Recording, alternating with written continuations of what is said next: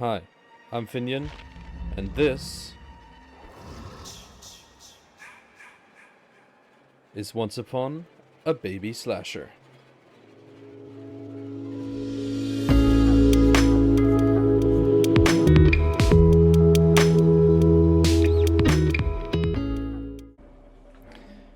Hello and welcome back everybody to another episode of the Baby Killer series, where today we take on the 10th anniversary killer, Jason the Slasher. I am currently live on Twitch as well, so you might see a little chat box pop up here and there or some notifications while we're playing these games. I am recording this live. I did this once before during the Skull Merchant, where it didn't work so well. So I'm doing it again today. I've fixed a lot of my settings and I should be able to play it properly. But before we do anything else, let's go over Jason's lore. The slasher looms at the edge of a tree line, a worn, old, expressionless hockey mask on his face, a grave threat. Ahead is a tent and the silhouette of a camper inside. The Greenville forest would usually be alive, but tonight it is just silence. The slasher takes stock of anything useful nearby. He grips his machete tight and he tears the tent open, but doesn't find a camper. It's something else that stares at him. Almost human. Skin twisted and a deformed mouth fixed in a perpetual grin. Covered in blood, holding an axe. There are signs of a struggle, yet no victim can be seen. The creature watches and waits, twitching with uncertainty. "Can you help find my cat?" it asks, the voice shifting between pitches, and without warning, the creature plunges the axe into the slasher's chest. The slasher doesn't hesitate, and reaches out and snaps the creature's neck, but it remains standing. He stabs it with his machete, but the head twists back into place and something extends from the neck. The slasher is struck back. He staggers, disoriented. The axe cuts deeper into his skin, hitting bone, and the slasher slams a hand forward through the creature's chest and grabs something that feels like a beating heart. He pulls it out, holding nothing but a clump of entangled flesh. The spidery thing crawls up his arm, stabbing him with hooked protrusions. He rips it off along with chunks of his own skin. The creature takes advantage and pushes the slasher to the ground with tremendous force, and his ribs snap like dry wood. But the slasher doesn't lay there and take it. With one slash, he decapitates the creature, pink ooze spilling onto his mask. The creature writhes in the dirt and then remains motionless. The slasher turns away, leaving a trail of blood as he walks. But then a voice calls out behind him. "I could use a hand here." In a flash, the headless creature charges on all fours. Tentacles burst from a gaping maw on its back, and they entangle the slasher. Snapping jaws reveal themselves and they burrow into his skin. He spasms and blood seeps from his mask. With a final push, the slasher thrusts his fists through the appendages into the maw. He rises to his feet, lifting the creature, impaling it on his arms, and slams it to the ground. Still it moves. The slasher grabs its legs and slams it into a tree with a sickening crunch. But he doesn't stop until he is holding just the legs, disconnected from the body. But something twitches in the puddle that remains, as if thin threads of muscle were twining back together. The slasher looks around. The mist that permeates the forest turns black. In the gloom, he glimpses visions of skittish, fearful people. He storms through the dark cloud, wisps parting to reveal a young woman, olive-skinned, scarf around her neck. Her eyes widen. He swings the machete. Her screams are cut short as she chokes on her own blood. The death echoes through the realm as a warning. Jason is here. And that is the lore of how our newest killer has entered the realm of the entity, having a fight with the unknown, and immediately upon entering the realm, killing Zarina Kassir. And it's a pretty cool story. There's a little comic page that was shown off as well, of the fight between Jason and the unknown. What I read from this, interestingly enough, is that Jason was technically taken before the unknown was. Because I believe it ties into like the tent that we saw in the like unknown teasers. And Jason flees from the unknown into the fog, and the unknown is taken much later when it's investigated. Or the unknown just like has free will and can travel outside of the entity's realm, but I don't believe so because the entity took the unknown quite forcibly in its lore. But with that all being said, let's go on into the attributes, teachable perks, and power.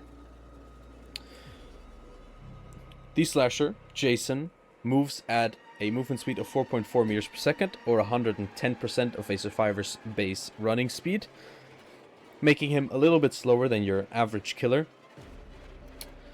He has a tear radius of 32 meters, which is the standard tear radius, and is of average height, so he'll be visible across most tiles. Now let's go into his teachable perks. His first teachable perk is Hex Scared to Death. After you hook 3 different survivors, a dull totem ignites and turns into a hex totem.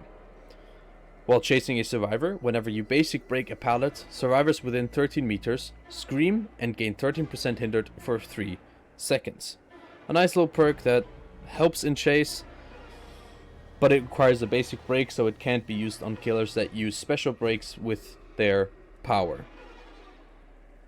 However, 13 hindered for 3 seconds, it gets massively countered by a very popular perk called Vigil, which reduces this hinder to, I assume, less than almost 1 second, so it's really not that much. His second teachable perk is Silent Shadow. Whenever you hook a survivor, you are granted the Undetectable status effect for 13 seconds. And when all generators are completed, you also gain the Undetectable status effect. And I do believe this final Undetectable is for the rest of the trial, and nothing can break you out of it. Probably cool on some endgame builds. Might be interesting for some killers that don't really have like a movement ability or power that takes them out of Undetectable. After you hook a survivor, maybe you can sneak up. Probably more useful in indoor maps than anything else. His third teachable perk is Rampage. Whenever you basic break a pallet or breakable wall, so once again not using a power, using the regular basic break action, you will earn 1 token up to a total of 13. Whenever you are blinded or pallet stunned, for the next 13 seconds you gain 1% haste for each token, and this has a cooldown of 20 seconds. However, I am not sure if this also consumes the tokens or if the tokens stay. So this would be a perk that gets stronger as the game goes on, but if every pallet stun and blind takes away the tokens, that would be a little bit weird, but I guess we'll see when we try it out. And obviously, we'll receive these perks for all our other killers at Prestige 1, 2, and 3 at their respective levels. Now, let's go over into the Slasher's power. Alright, the Slasher's power is called Omnipresent Evil. This power has 2 special abilities and a actual power, which is the main thing. Well, I guess one of his special abilities is also... It's all kind of the main thing, honestly. But we'll begin with the thing at the top, which is just described as the power, and I would like to call it a movement ability. And this is called Omnipresent Evil, much like the power. Pressing the secondary button will activate the secondary power button, the active ability button, to activate Omnipresent Evil. In this mode, the Slasher becomes invisible and gains the Undetectable status effect. But he cannot see survivors or their scratch marks. This will cover the entire map in his sort of mist clouds that you can see a little bit in the background here and there as well, to let the survivors know that the Jason, the Slasher, is currently in Omnipresent Evil. However, the killer isn't completely without info. Mist clouds will reveal the locations of survivors who are not moving. This means either sitting on a generator, healing, or standing still. And footprints reveal the path of survivors who are walking or running. However, survivors who are crouching and or crouch walking will not be revealed by this. And Omnipresent can only be deactivated by using Jump Scare, which is the first special ability we talk about. While in Omnipresent Evil, the slasher can look at a pallet, a breakable wall, or a window to quickly move to it and perform a special break or special vault action. The slasher can choose which side they want to appear on, which means they can appear on one side of the window or on the other side, no matter which way the slasher is currently coming from. Performing a special vault will momentarily block the window vault, so survivors can't immediately vault it, but it won't be blocked for long. Using this on a standing pallet that hasn't been dropped also blocks the pallet for a short moment, so the slasher can't be instantly stunned. This will initiate the jump scare, which will make a noise notification, and survivors who are moving, or basically survivors who are not crouching when this happens in a certain radius around the jump scare, will scream and have their locations revealed by Killer Instinct. So they have to be within 16 meters of the jump scare location. Performing a jump scare puts Omnipresent Evil on a 12-second cooldown before it can be activated again. Some things to note about Omnipresent Evil. The slasher can move through breakable walls and ignore the collision of windows as well, I believe. Much like the Undergate upside down attack for the first that we had in our last episode. Meaning he can walk through a breakable wall and appear somewhere else. Additionally, the slasher can choose pallet spawn locations to do a jump scare from. So either where pallets have been or could technically be, and use them as his jump scare locations as well. Using it on a breakable wall or a drop pallet will, as it's stated, break the pallet or breakable wall with a special break action, so it will not synergize with his own perks. Which is interesting. Alright, let's continue on to his chase power though. His ranged attack, which is his throwing spikes. The slasher starts the trial with a hook spiked equip, and he can acquire more of them. Well, he can acquire another one of them when he loses the first one by interacting with hooks, either by hooking a survivor on hook, which will automatically reload one of the hook spikes, or by walking past a hook and interacting with it to momentarily break the hook and take its spike. Hooks destroyed by grabbing a spike are immediately repaired when the slasher enters Omnipresent Evil.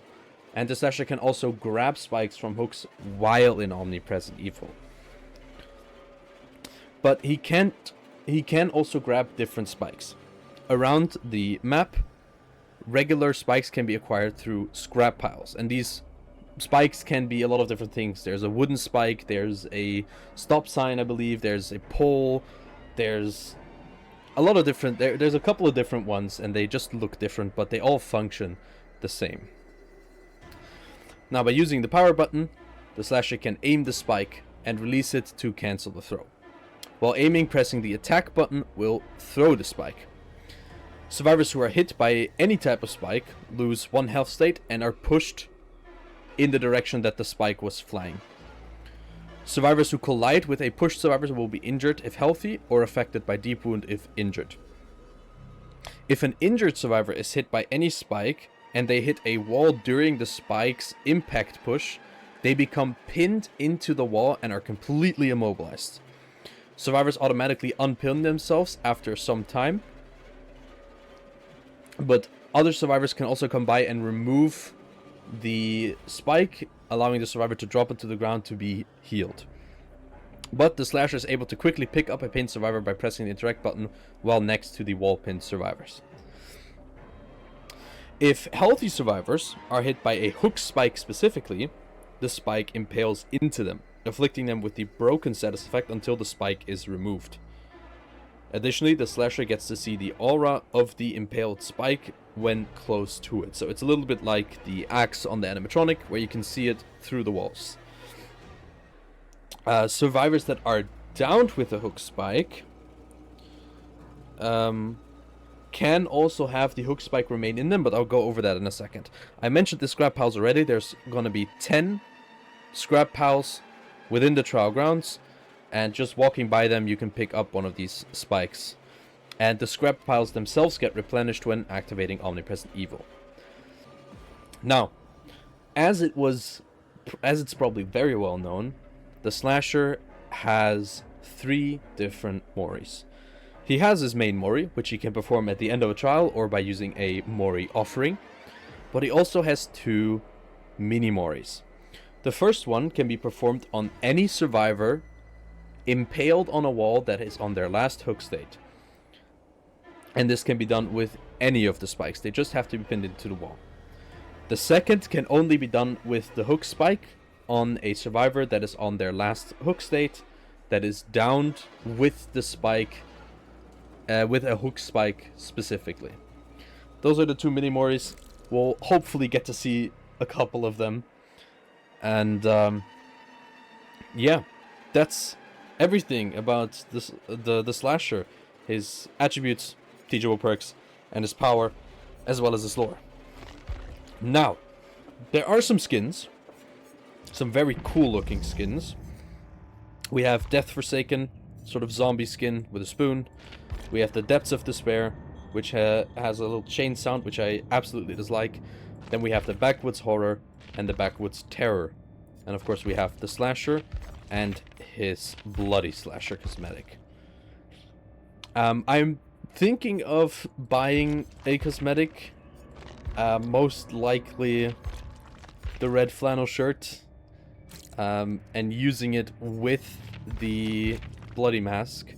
And maybe the Bloody Machete, once I have it. Which won't be too hard, but I also like the axe. I like the shovel.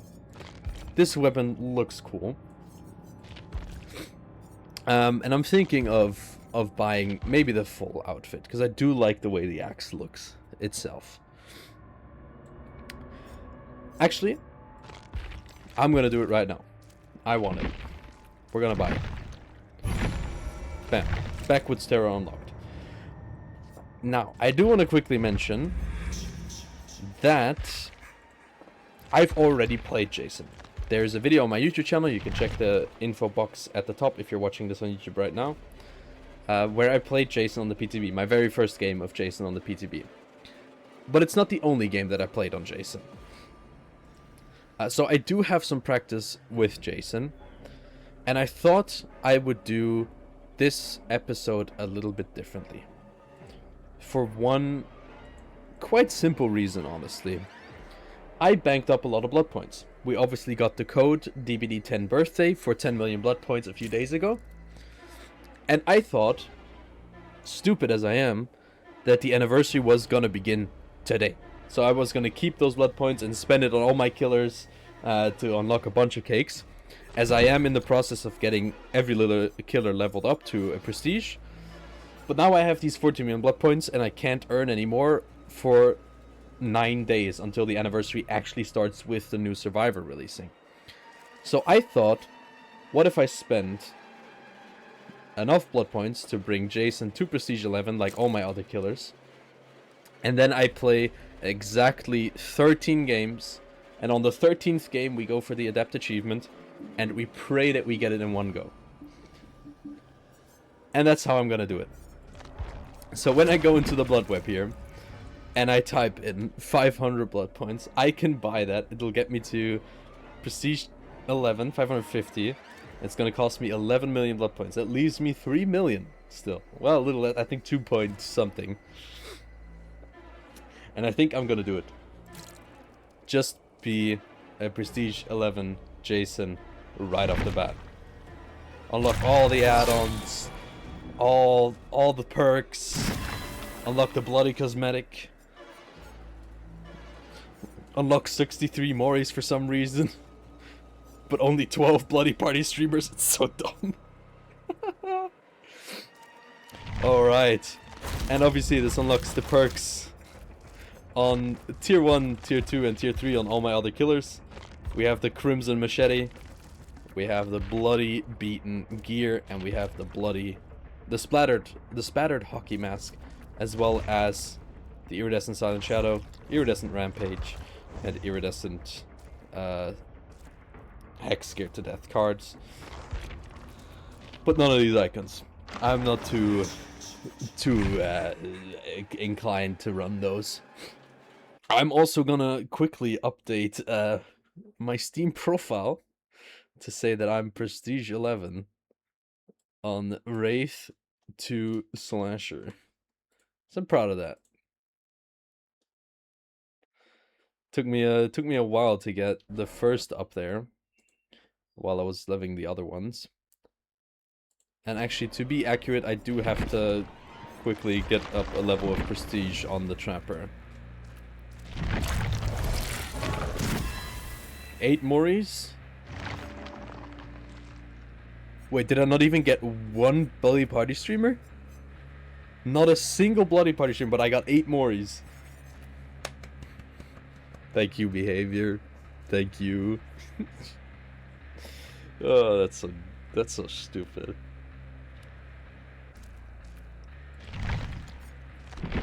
Alright.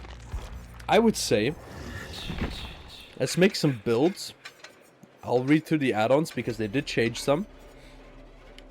And get into a match. I just want to give you guys in the video a heads up. We have a estimated queue time of 13 minutes. Which is very fitting. But I will be playing Survivor games in between, probably going against Jason the whole time. So, bear with me, please. Ooh, the Underground Complex. Now, I am running the Undetectable perk from Jason.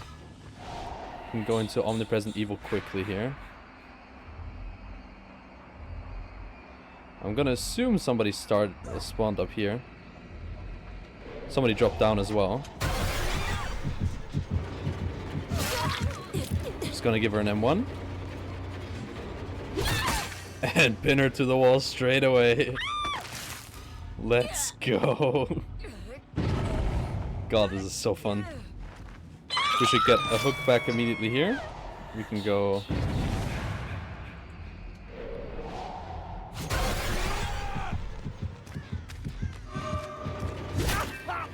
Give him a little stab.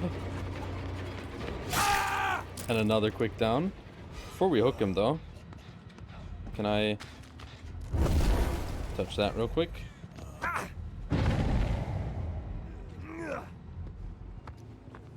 See if these two are still here.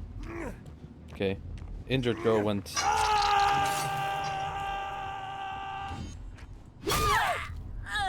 Okay, you're fine. You're fine. Let's go. We can grab a hook here. Let's come here. That's gonna be too tight. Ooh, good dodge.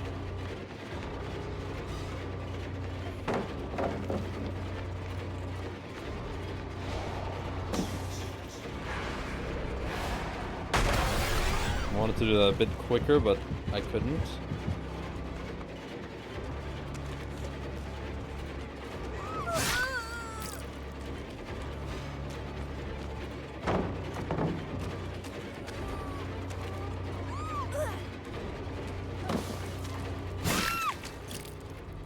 Get another nice hook there. Thank you.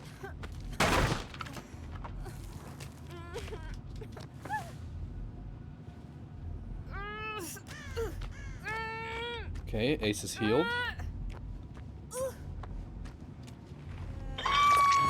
We get another hook. Let's go check on this again. Yes, they are.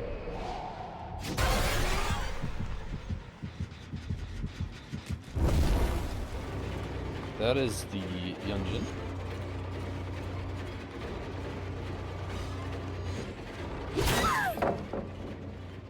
Simple enough. I was scared that was gonna hit the pallet and not hit her, so thank God for that.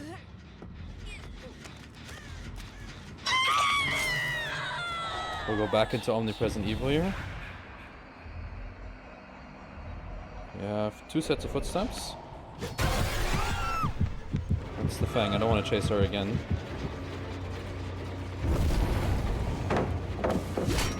Oh, finesse.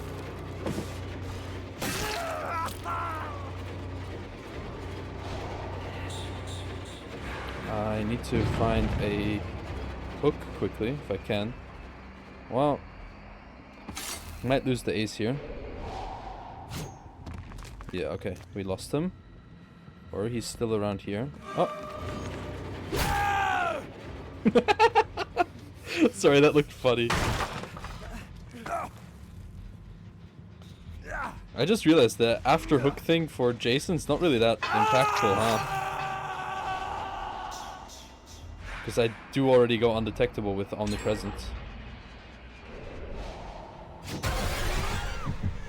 Okay.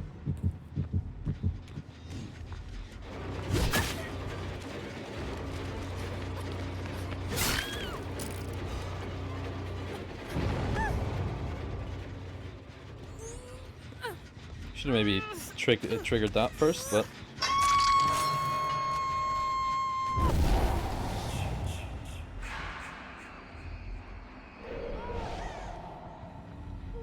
Ooh, it's really slow next to a hook.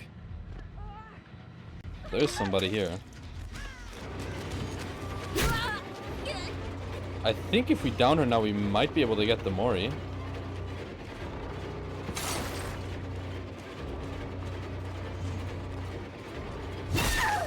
We'll get the wall Mori, okay?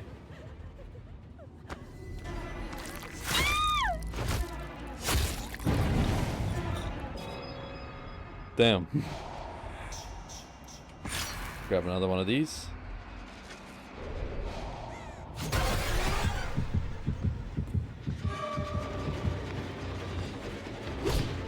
Oh, I was trying to hit the Nancy there.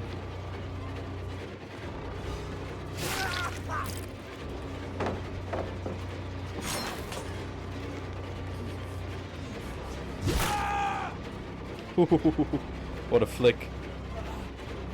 Let's get the other one as well. We got both of them first game, that's cool.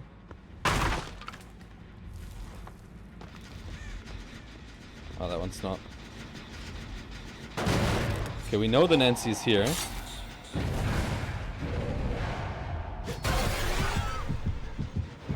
Fang's here too.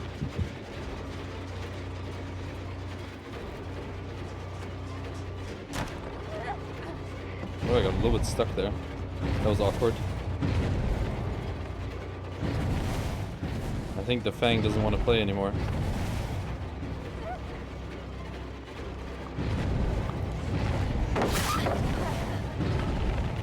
Nice try to dodge there.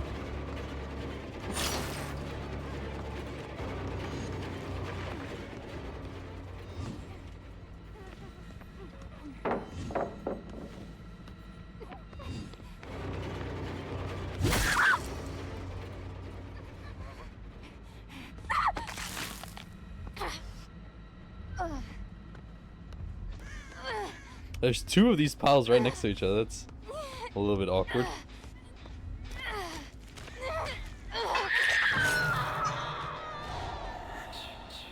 So where was this Fang vaulting around, huh? Oh, she did actually go for the unhook.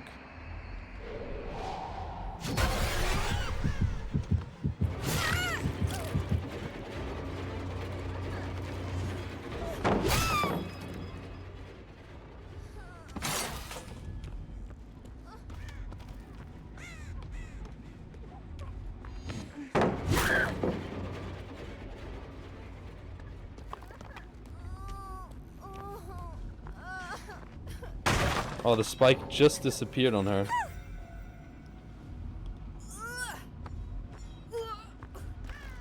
No matter. We'll only get 3 more is this game then.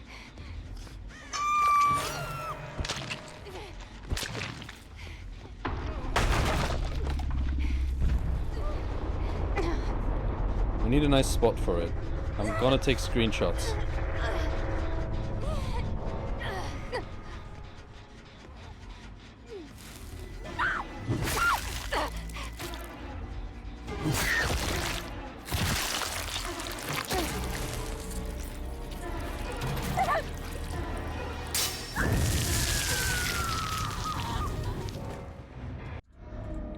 Father Campbell's Chapel. Alright. I am running a full-on hex build.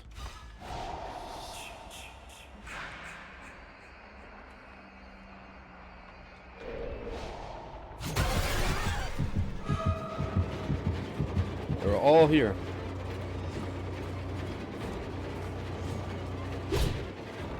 Was worth a shot, why not? Question is, are you still here?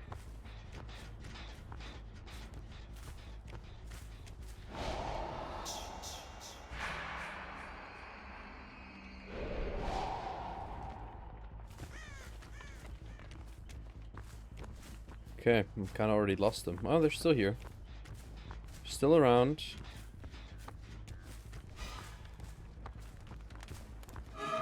They are kind of pre-running the hell out of me.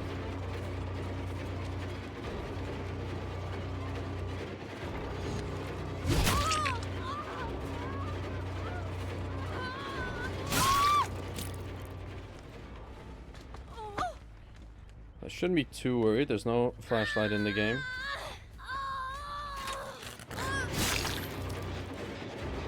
That'll give me face to darkness on Nia, which is good. I'm gonna check on the shack gen real quick. Oh, never mind. It's already done. But there is somebody here. You get that? Hell yeah. What was that? Was that on the gen there?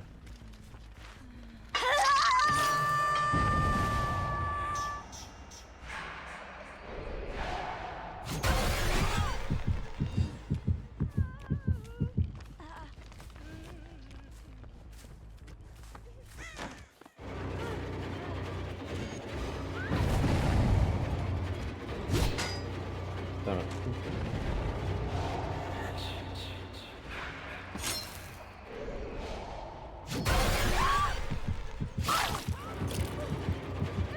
There's the pallet block coming into play.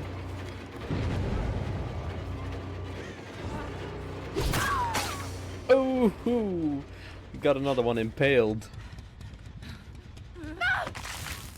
Sorry, I just had to a quick shot of that.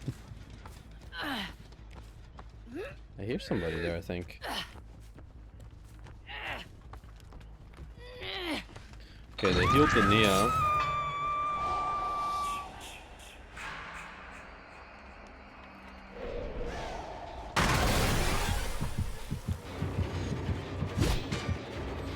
I got hit with that. Okay, it's first time picking up one of the other spikes. Okay. Give her that to take home.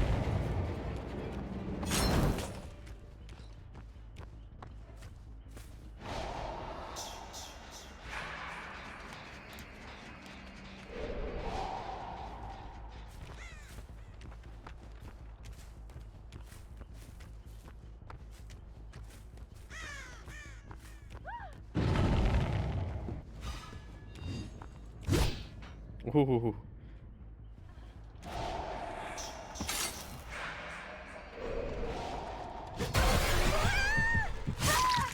Found ya.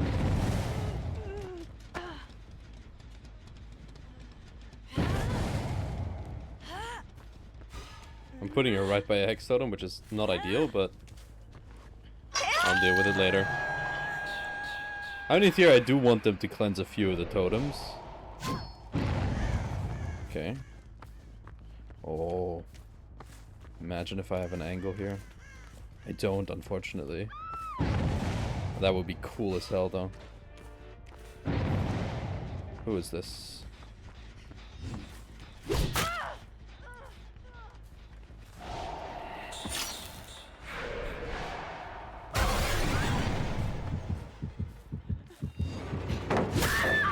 It went through the pallet. That's so weird.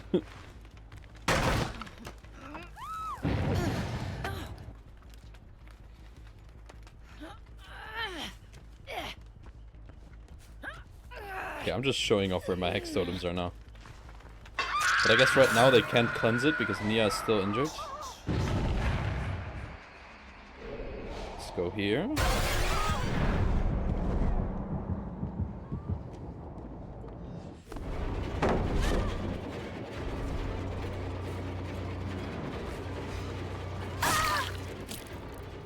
Alright, here we go.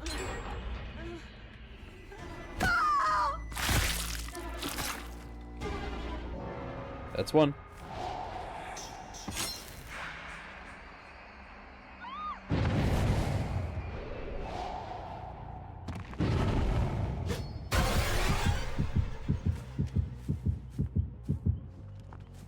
I want to find the Nia.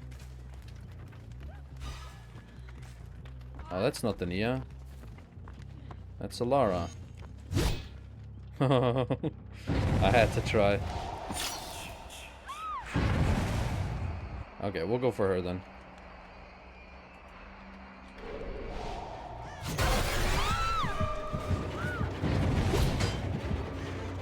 She was seriously trying to cleanse against Face of Darkness with Thrill.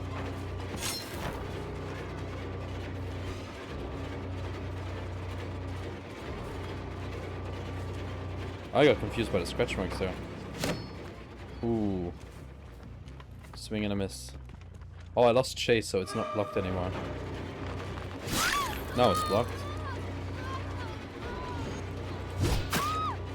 Woo! It's so satisfying, like, come on. I can probably just put her on that hook up there. It's Nia up here, right?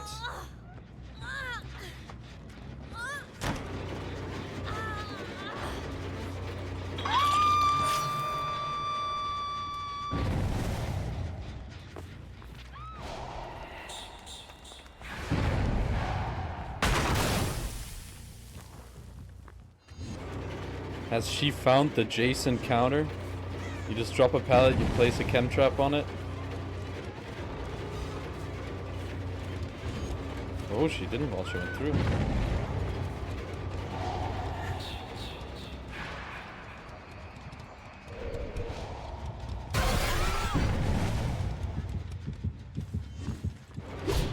Ooh, bad miss on my part.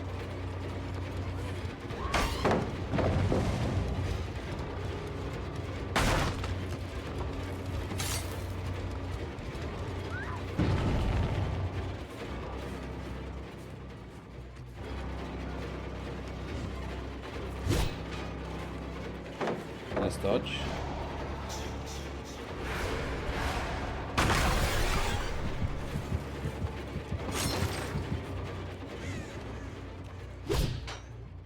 Oh, I want to hit it long shot so bad.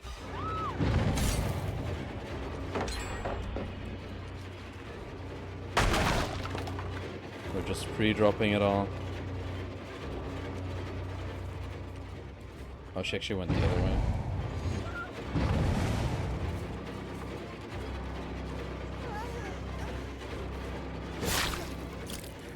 About time. I just had to bait her into walking the way I needed her to. Hello, Laura, my dear.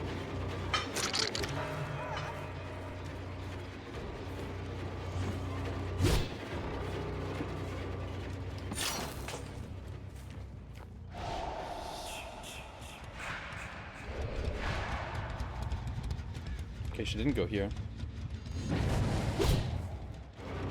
She went on the hill.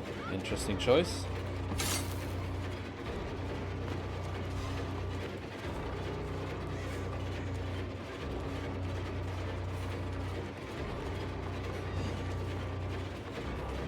Oh, we're playing the Huntress game now.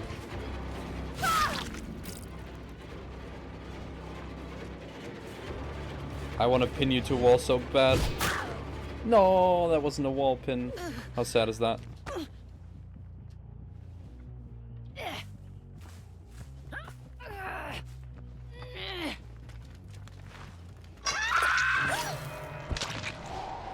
Okay, let's see.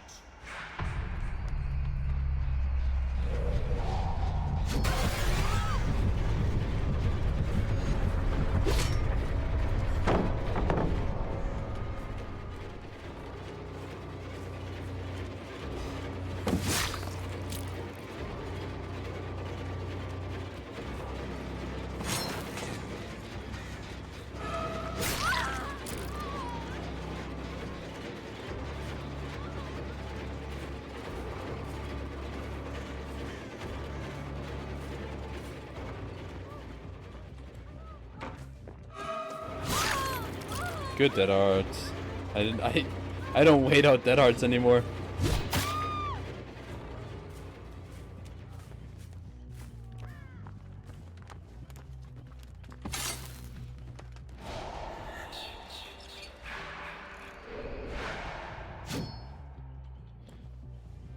I want to find the Nia actually.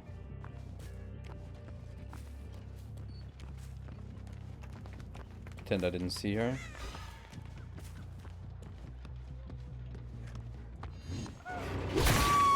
Let's go! Oh, what? I couldn't... Oh, she's not on death hook. Fuck.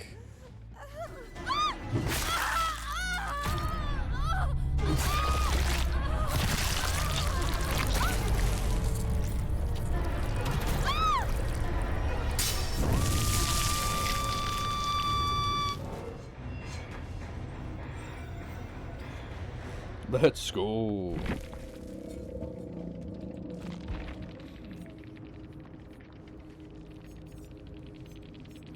Chemical trap might be a good perk against Jason.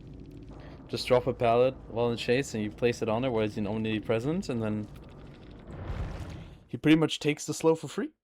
Let's murder on the Sanctum of Wrath.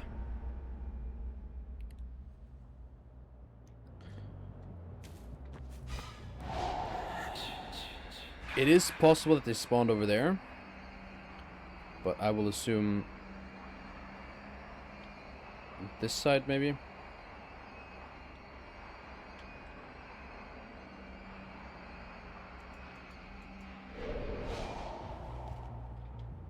No. Maybe they are in the middle then. Or they did actually spawn on my side too. Oh no, somebody is here.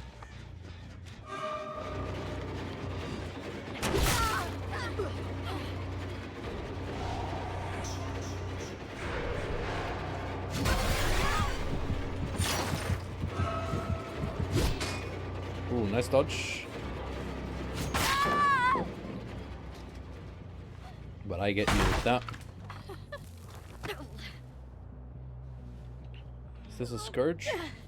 Yeah, it is. Alright, we'll use it. Bank. I don't think that was middle. Oh, maybe it was.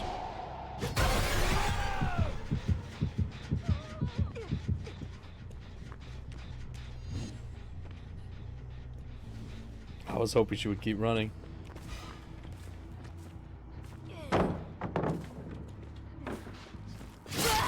Ooh, life. I almost missed that too.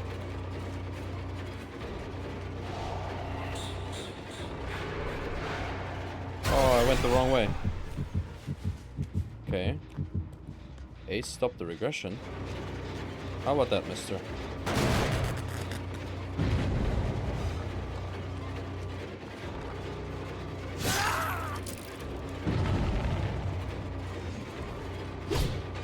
Ooh, no dodge out of him though.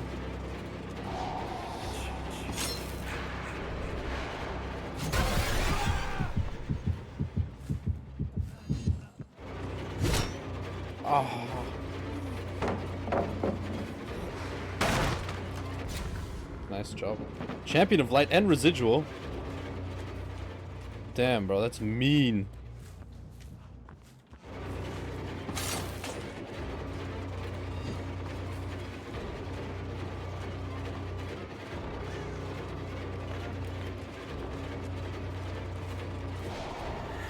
Pretend I lost him, maybe?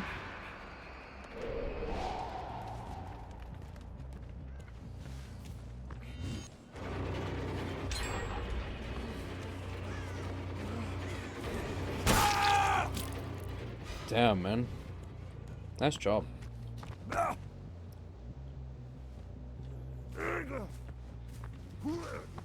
Take him up to the middle here. Get off my gen.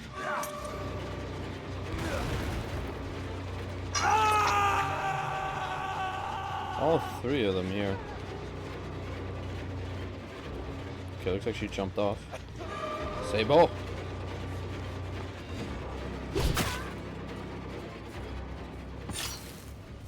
Okay. Make him mend.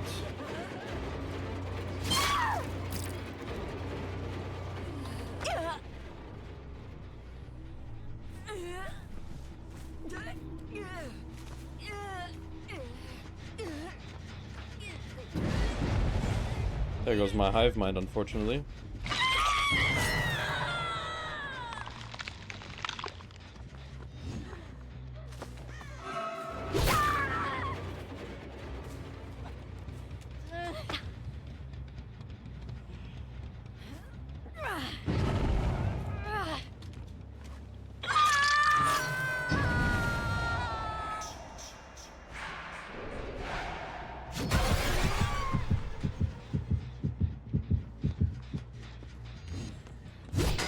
Oh, bad miss.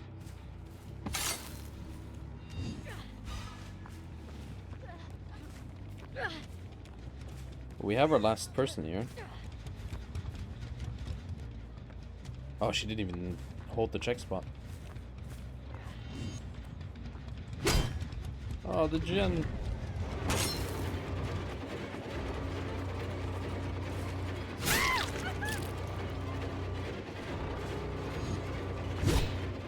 Oh, a bit high.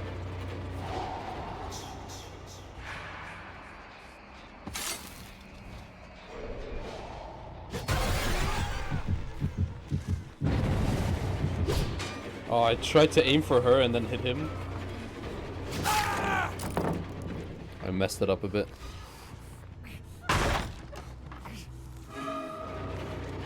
Get out of here with your flashlight. There's the other one with the flashlight too, huh? Oh, almost an angle. That's crazy.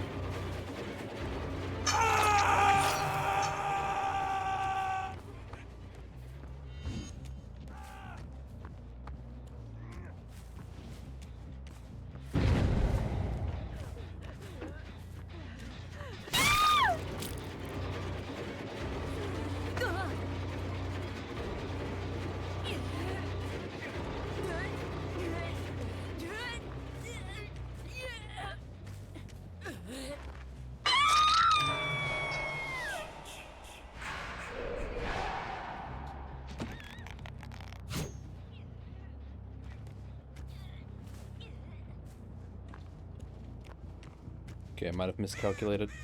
Oh, somebody is going for the unhook. Go for it then, Kate. What are you scared of?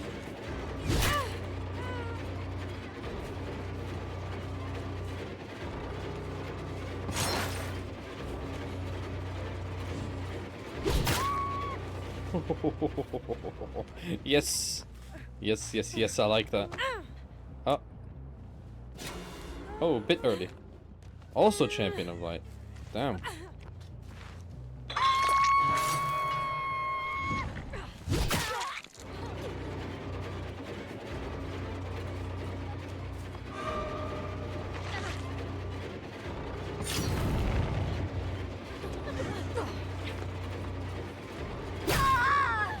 I was hoping it would stick her to the wall. Unfortunately not.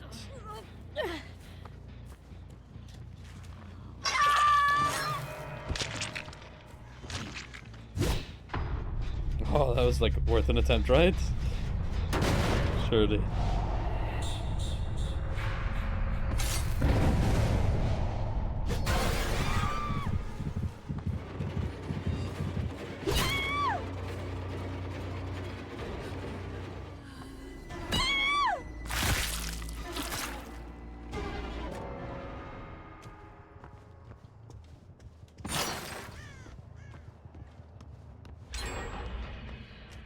That's Ace. Kate is over there.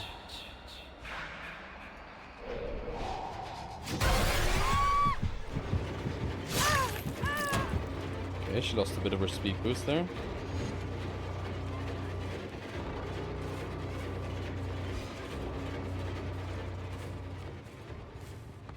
She's running back to this tile all the way.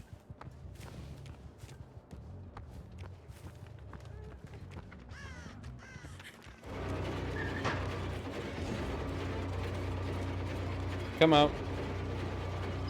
Come out.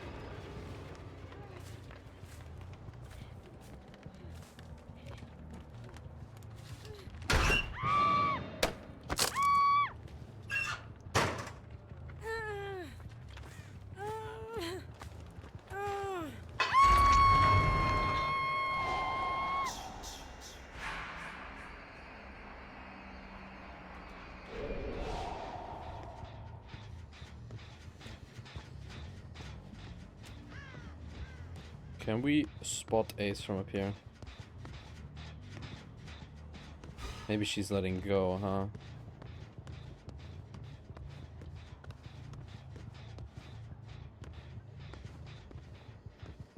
I don't see much movement. I guess he did unhook. I was not expecting it. What?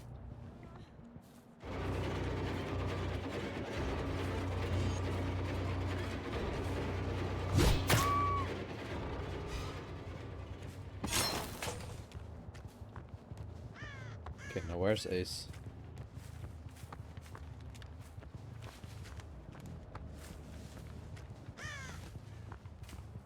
Oh, Visconti, you must reveal yourself, good sir.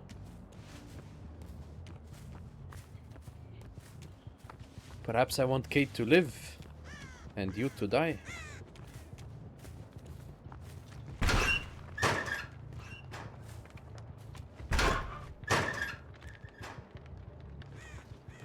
My dear sir, where would you go? Where did he go? Like, honestly. Oh, I don't know. Maybe look for footsteps? I don't know.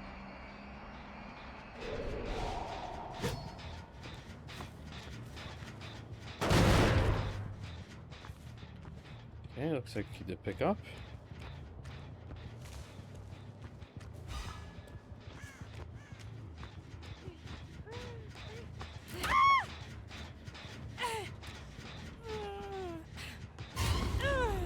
There you go. You can have that.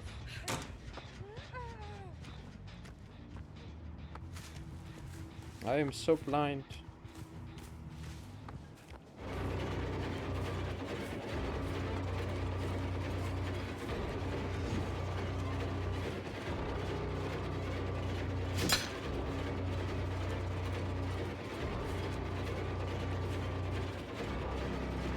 This should be a hit, right?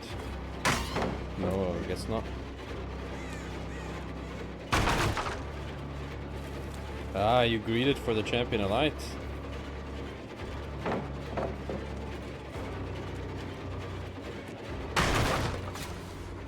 You motherfucker. Why does that perk not have a cooldown, huh?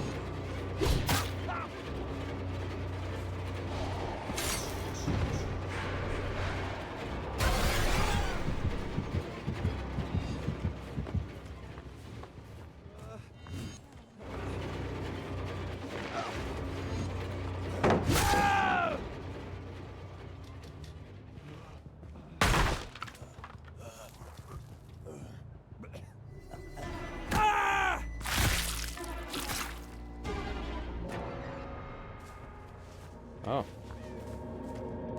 Hello. Can I maybe somehow coerce the bot into getting pinned to a wall? Yeah!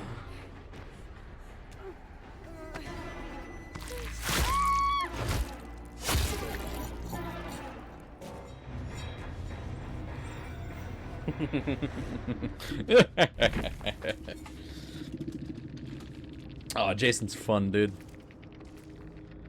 Oh my god, it was a perfect game. How is this one pip?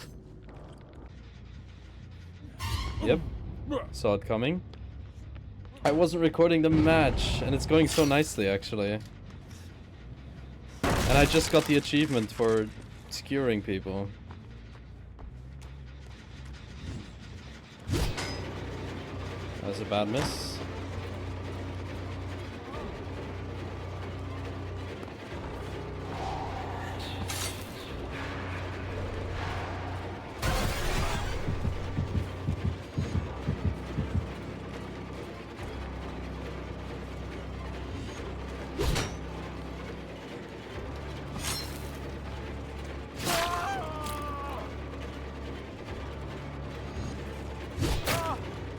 Gotcha.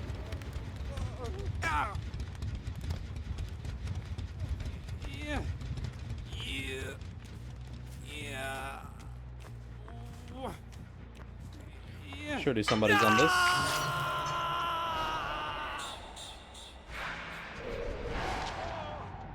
Oh, it's close to the... Oh no, nobody's on this.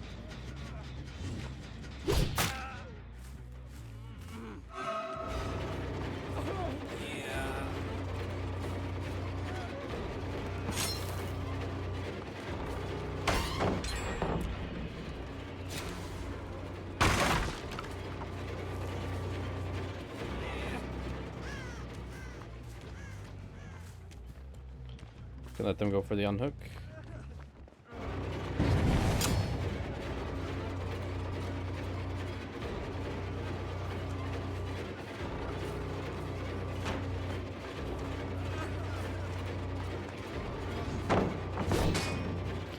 Nah. Did you just actually nod at me?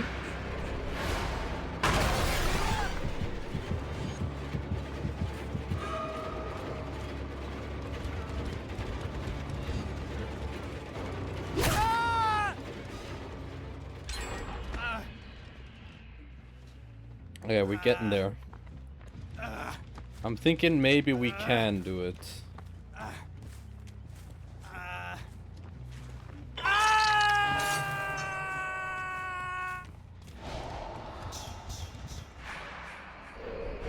Maybe the Dwight is still here? Not that I can see. Oh. There's a Lara though.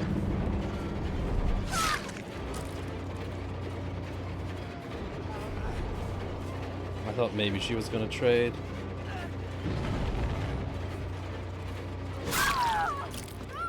Alright.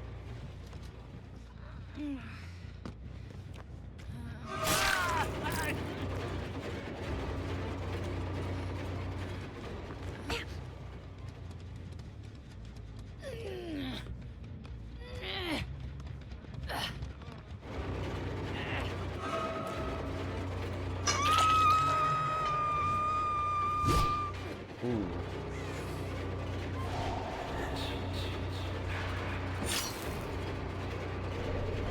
Oh, that's the wrong window.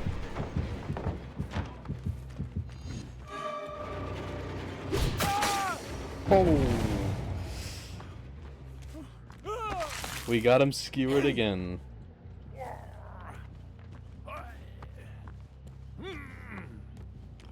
No, they asked for you this time. We actually got 8 hooks. Look at that. 8 hooks, nobody's tunneled out. Man, I'm a nice boy. Don't you think so?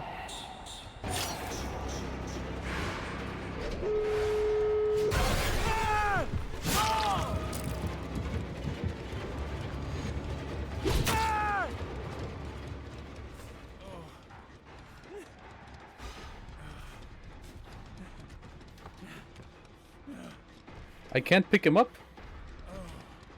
I can't pick him up until the spear's out? That's so weird. Imagine you want to hook somebody and then you can't take the spear out. You can't pick him up. Like, say you need a pop really badly and the only person you down is with the skewer and then you can't pick them up? That's weird.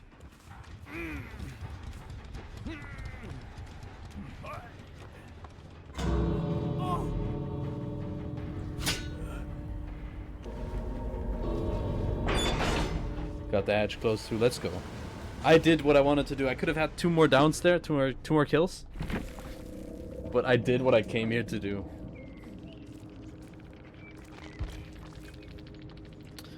Perfect blood point score with that as well. But again, it's only silver chaser. And this time I didn't kill anybody, so I didn't get any pips. It's so dumb.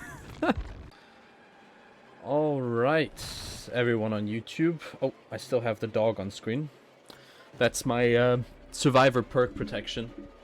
Because I have had killers tab into my stream and practically streams at me trying to be funny. We have played 12 games. Hi, San? How do I say that? Is it second San because it's II for the Roman numerals? Or is it just I-San? Hello, welcome to the chat. I'm assuming you were from the last game? So, I am 12 games in. I've played 12 games of Jason over the last 2 days. And I have the 2 achievements for Jason, which I unlocked in my last match. Both of them, interestingly. And now we just need to get the Adept achievement. And we're gonna do that right now in our 13th game. I believe in the power of the 13. And obviously we're gonna run for that. Our 3 teachable perks. Scared to Death, Silent Shadow, and Rampage.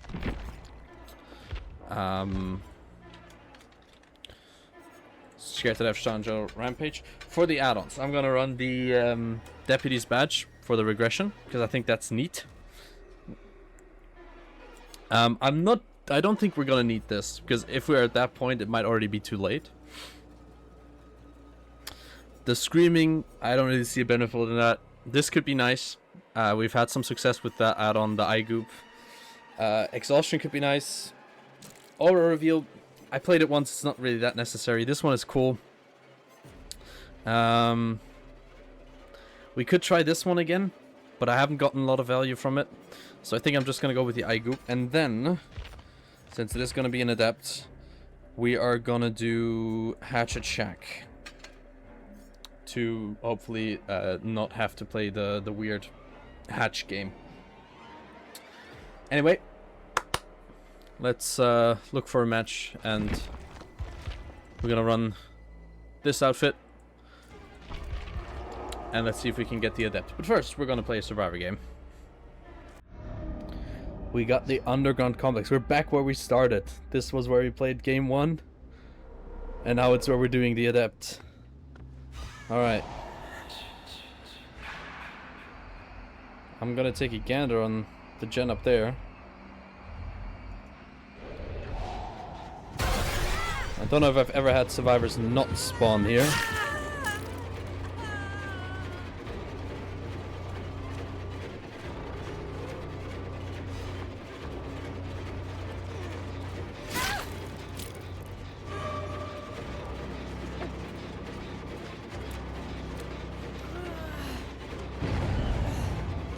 Okay, put somebody on this gen here.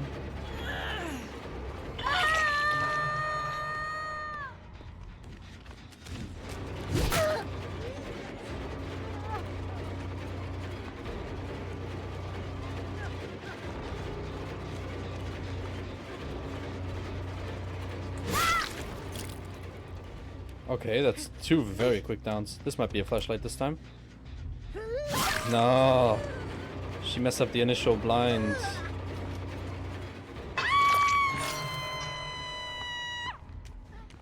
Okay, she went for the unhook.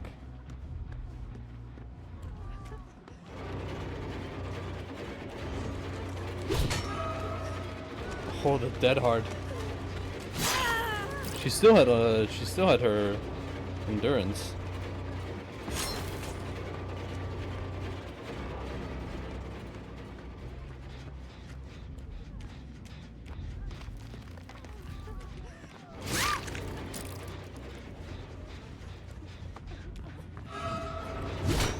Oh.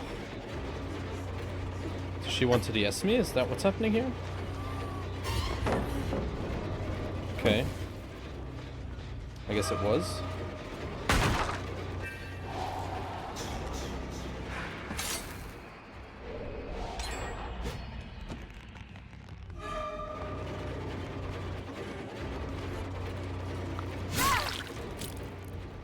Take it. Maybe secure second stage here.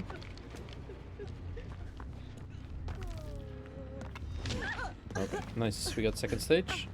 There's another attempt at a blind.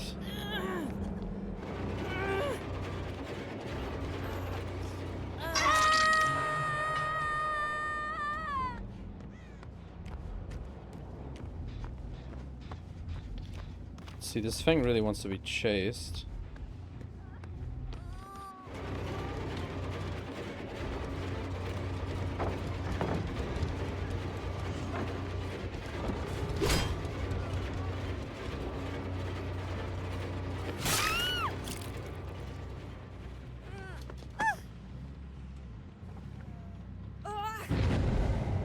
Unfortunately, my hatch offering isn't gonna do much here, so I'll have to slug.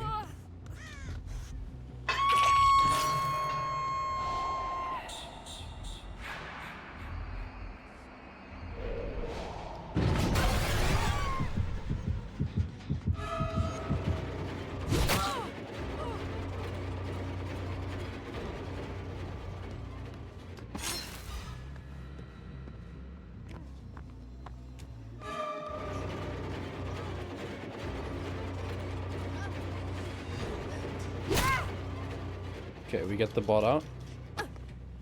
Nice and quickly.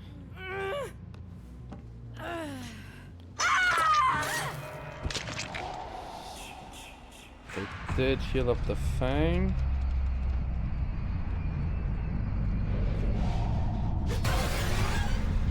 Who's this?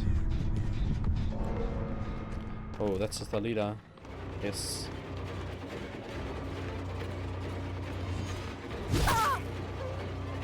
Pretty much exactly who I wanted. We're undetectable right now, so she has no idea where I am.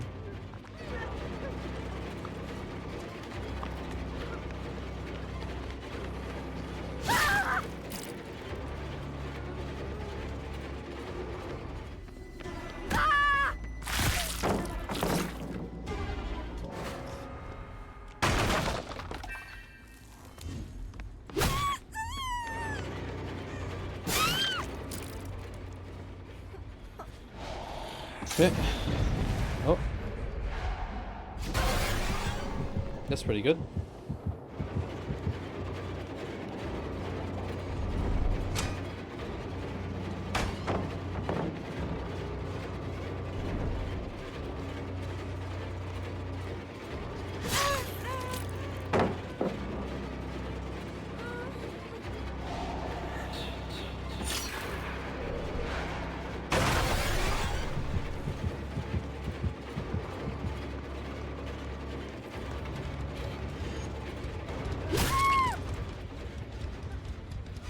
Alright. I think we did it. We'll hook this one, and then we can mori the other one.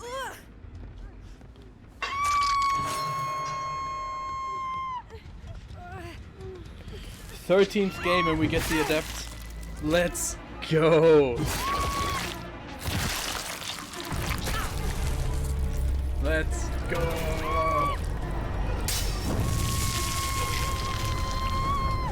And this game only took us 6 minutes. That was a really fast game. There it is. Achieve a merciless victory with the slasher using only his 3 unique teachable perks.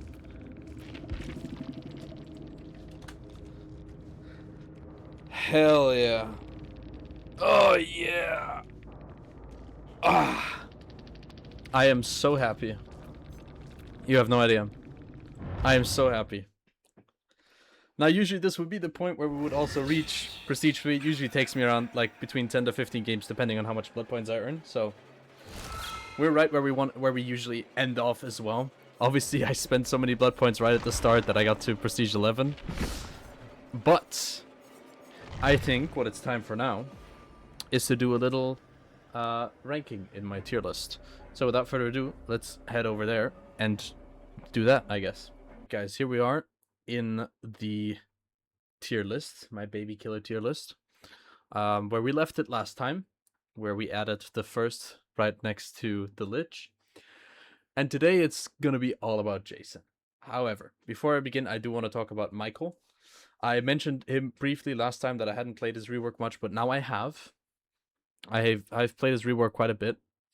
I would dare say I personally enjoy him more than I did before. But I do have to say he feels less like Michael Myers now, because I've known the old version for so long, and then he changed into this, and it's a bit strange. He's definitely a lot more engaging to play, because like dashes are always kind of engaging, I have to admit that. As much as I dislike just like behavior pumping out dash slop killers, as people call it, dashes are engaging. It's fun to move around fast and be able to insta down survivors with that. And I love the fact that he can just like base kit Mori, just like Jason can. And they've been doing that for a while now.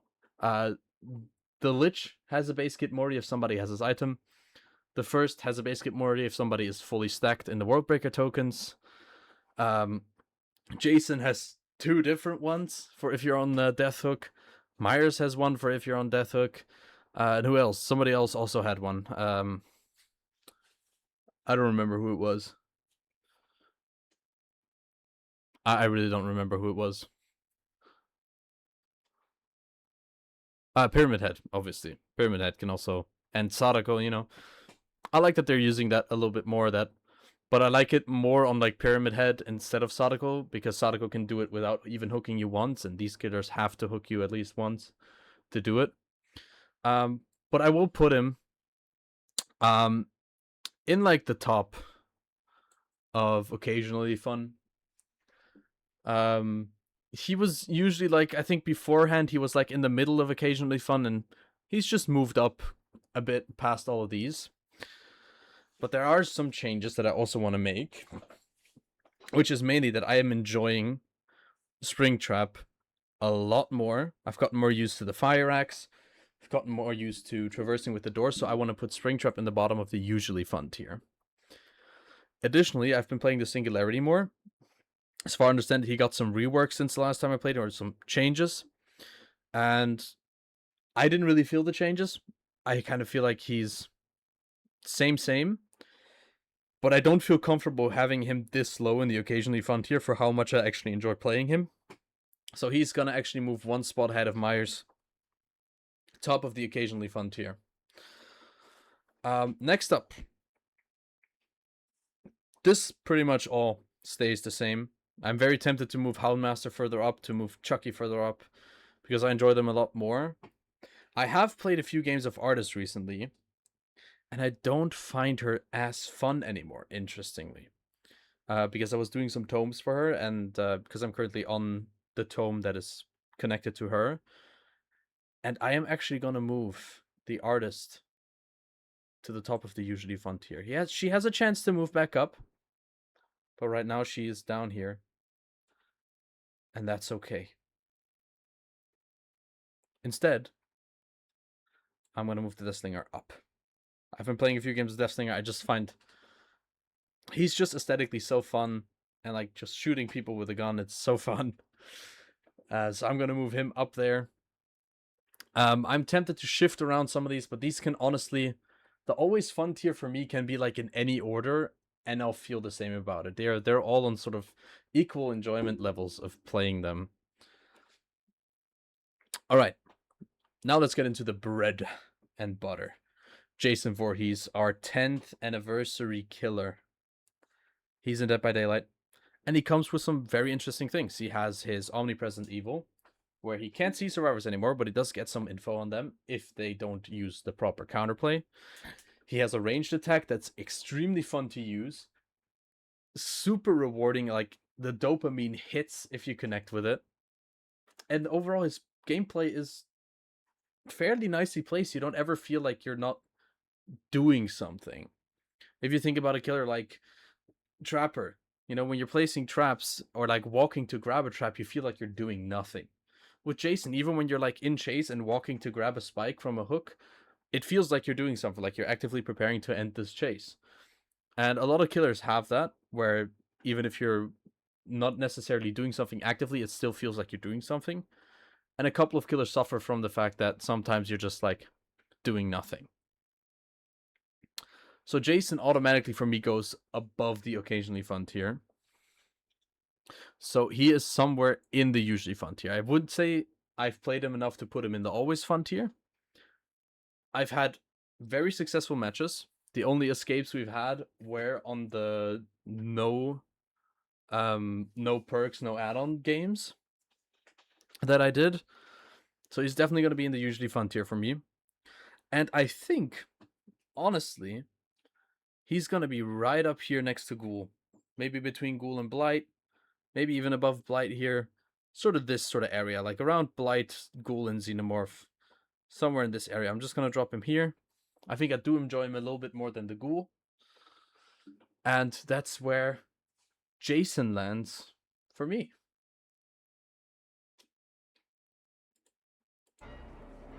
Alright, guys. With that being said, thank you so much for watching this episode of the Baby Killer series. I hope you had fun. I had a lot of fun. All of these games that I played were recorded on my stream on twitch.tv, so you can look at the description for a little link to that if you're ever interested to see when I'm live streaming. Drop me a follow and you'll be notified when I go live. Additionally, in the info box somewhere, top right of the screen right now, you'll see a link to the playlist for the Baby Killer series, where you can check out all the killers that I've done, and I've done all of them over the last 5 years. And if you want, there's also going to be another info card up there for the Nuzlocke streak. I recently uploaded the second episode, and the third episode is in editing currently and will be uploaded soon. And I think I have about 2 or 3 more episodes to go until I'm out of footage. And I will start playing that streak again and continuing to upload videos for it. Anyway, thank you guys for watching. Leave a like if you enjoyed. You can also dislike it. Let me know in the comments what I should change about the series. How you feel about Jason in the game. If you think he's OP. If you think he's correctly balanced. If you think he needs buffs. I'm happy to discuss. Other than that, subscribe to stay up to date with my uploads. It's completely free. Check out the playlists on my channel for also other content. I do some League of Legends montages occasionally. And yeah. Thank you for watching. And I'll see you when we get our next killer, which is going to be the Grimoire chapter in about 2 months. Alright, thank you guys, and see ya. Bye-bye.